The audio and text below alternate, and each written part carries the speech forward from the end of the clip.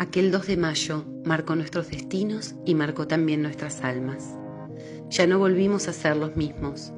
Nuestros corazones lastimados trataron de animar a quienes nos rodeaban y todos, hasta el día de hoy, tratamos de animarnos unos a otros con un recuerdo, una palabra o una sonrisa.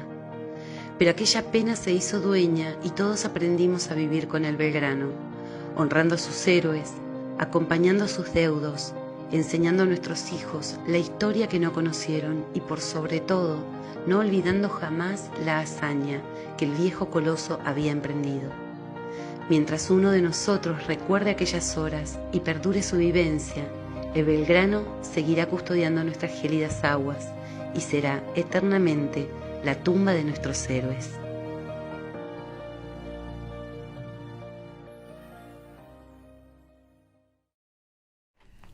Y hoy les voy a traer, mejor dicho, tenemos presente un personaje. Y se los voy a pintar así. Es un artista. Y digo que es artista porque es actor, es músico, director, compositor. Pero más allá de la persona que es hoy, podríamos decir que es el resultado de un ave fénix. ¿Por qué? Porque Rubén Otero, que es quien hoy nos visita, es un sobreviviente del ARA General Belgrano.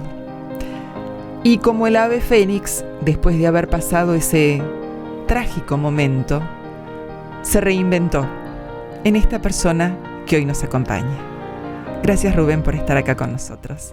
Bueno, gracias por la invitación, es un honor para mí estar acá con ustedes. Y bueno, muy lindo todo esto que dijiste primero, ¿no? Y uno a veces hace las cosas sin darse cuenta de todo esto, ¿no? Inconscientemente. Que después, al paso del tiempo, ve la repercusión que va teniendo. Y bueno, a veces recibe cosas que uno nunca las imaginó que podía llegar a recibir. Bien, hoy no estamos solos, hoy nos acompañan soldados voluntarios que están acá en la Facultad del Ejército. Y un poco para que Rubén les cuente su experiencia de vida. Vamos a comenzar por no el 2 de abril, antes del 2 de abril de 1982. Contanos, ¿cómo era tu vida en ese entonces? Bueno, yo era una persona que había terminado la escuela secundaria en el año 81, terminé la escuela técnica, egresé como técnico mecánico en máquinas y herramientas y después continué mi vida. En ese año justamente, en el momento de egresar, nos sorteaban para hacer el servicio militar al próximo año. Claro, y ahí vas a saber qué arma te tocaba. Exactamente. Bueno, el sorteo en ese momento fue el número 935, o sea que supe que tenía que hacer la colimba, y era en Marina. Marina incorpora cada 2 meses, o sea, yo fui la última tanda de Marina que ingresé en el servicio militar en el 81, pero en octubre del 81. El 1 de octubre del 81 es la 5ª tanda de ingreso al servicio militar en la Marina. Me llevaron a Puerto Belgrano, hice 2 meses de instrucción en Puerto Belgrano. ¿Sos de acá de Buenos Aires? Soy de Buenos Aires. Y al término de la instrucción, el 1 de diciembre nos daban el nuevo destino, donde tendríamos que seguir haciendo el servicio militar, y me tocó el crucero General Belgrano, que estaba en Puerto Belgrano, ahí cerquita del lugar donde yo estaba haciendo la instrucción.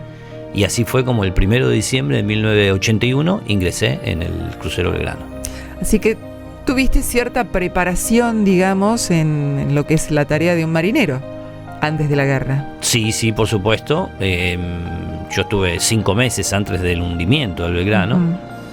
Y bueno, nos recontra sirvió porque yo conocía el buque de punta a punta. Sabía todo lo que tenía que hacer si ocurría lo que ocurrió, que nunca pensábamos que podía llegar a pasar, ¿no? Al menos yo no lo pensaba. Y sí, tuve 5 meses de instrucción plena y de estar a bordo del buque, y en fines de enero del 82, hicimos una navegación de instrucción, por ejemplo, que zarpamos de Puerto Belgrano y estuvimos navegando, digamos, Puerto Belgrano, fuimos a Puerto Madryn, después fuimos a Ushuaia, de Ushuaia a Punta del Este, y de Punta del Este volvimos a Puerto Belgrano. Toda esa navegación fue ejercitación permanente, en cualquier horario y cualquier tipo de ejercicio. En cualquier momento sonaba la alarma de incendio, en cualquier momento sonaba la alarma de combate y teníamos que cubrir zafarrancho antisubmarino, zafarrancho antisuperficie, zafarrancho antiaéreo. Y para cada tipo de ataque que podíamos recibir era un puesto diferente que cada uno tenía que cubrir. Y bueno, así fue como llegamos a ese día fatídico, ese 2 de mayo, con la preparación que realmente teníamos que tener. ¿Y cómo fue el recibir la noticia que tenían que entrar en guerra? Bueno, sí, yo estaba el 2 de abril, estábamos a bordo del crucero que después de esa navegación el buque entra en reparaciones, lo que decimos el mantenimiento anual. Y el 2 de abril a la mañana nos ordenan desembarcar a todos y formar en el muelle, digamos en tierra, ¿no? Como decimos nosotros que estamos a bordo. Y bueno, ahí nos informan que la bandera argentina volvía a flamear en el cielo de Malvinas. Eso quería que las fuerzas militares argentinas estaban en Malvinas. Bueno, a partir de ese momento los trabajos se comienzan a hacer cada vez más rápido y hasta el 16 de abril, que fue el día que zarpamos de Puerto Belgrano, éramos 1093 tripulantes y el capitán Bonzo, don Héctor Elías Bonzo, era el comandante del buque. El 2 de mayo fue el día del hundimiento. ¿Cómo recordás ese día? ¿Cómo amaneciste? ¿Qué pasó? ¿Qué sentiste? Bueno, nosotros, esto lo que cuento ahora, me enteré después, ¿no? Porque nosotros en ese momento no sabíamos nada. El 1 de mayo recibimos la orden de atacar a la flota inglesa. La misión era hacer un ataque en pinzas. Por el norte estaban el portaaviones 25 de mayo, la fragata Santísima Trinidad y la Hércules. Y por el sur estaba el crucero Belgrano junto a los destructores Bullard y Piedrabuena, que era la patrulla sur. La idea era hacer un ataque, nosotros por el sur y la otra patrulla por el norte. Y la flota inglesa estaba al este de Malvinas, ¿no? Digamos más afuera en el mar.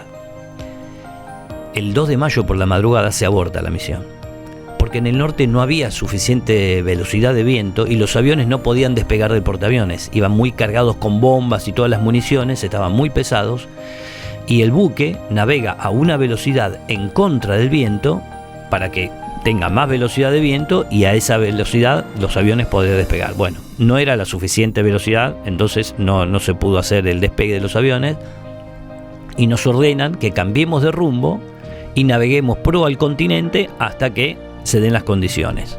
Bueno, estábamos navegando pro al continente. Eso fue el 2 de mayo por la mañana, nos ordenan cambiar de rumbo. Navegando pro al continente, a las 4:01 de la tarde recibimos el primer impacto del torpedo del submarino inglés.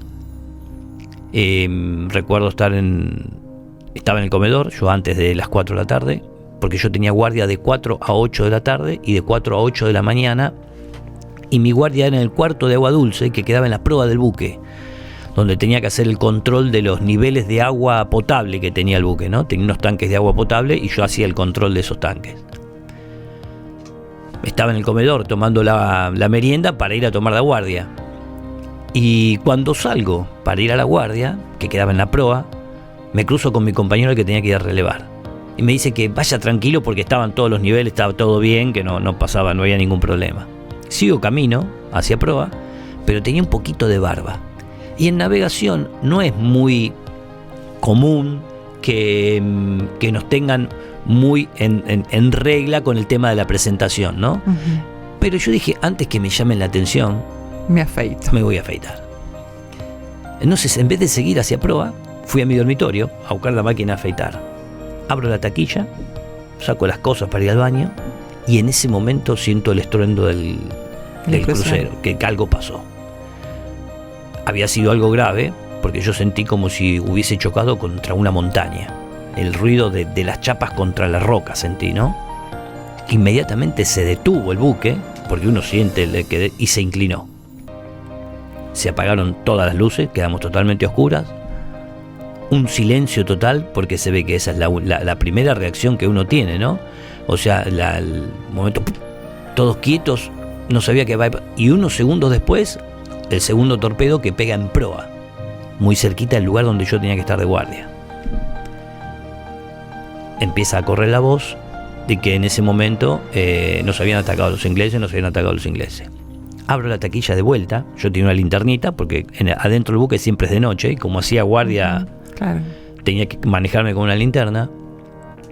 Abro la taquilla y saco el salvavidas, una bolsita que teníamos hecha, el morral que teníamos de supervivencia, y un gabán que tenía, ¿no?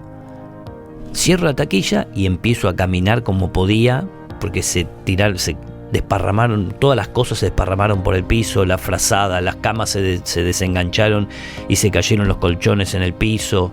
Bueno, como pude llegué a las escaleras y subí hasta salir a cubierta principal. Y el buque cada vez se inclinaba más. Y cuando salgo a cubierta principal, la gente que iba saliendo del interior, como habían roto los tanques de petróleo, iban llevando el petróleo por arriba, iban chorreando petróleo, ¿no? Con los pies y con todo. Y estaba como si fuese un aceite en la cubierta. Muy difícil caminar era. Yo tenía que estar en el medio del buque y tenía que llegar hasta la popa, que era el lugar donde yo tenía mi balsa de abandono. Que en ese momento lo que teníamos que hacer cuando recibíamos un ataque era ir al lugar de abandono y ver cuál era la siguiente orden. El buque se había quedado totalmente sin energía, no había comunicación, o sea, era una cosa de boca en boca. O daban las órdenes por el megáfono. Bueno, yo caminé como podía hacia mi balsa. Y cuando llego a mi balsa, después nos empiezan a dar órdenes, y era, por ejemplo, había unos tambores de combustible del helicóptero que teníamos en el crucero.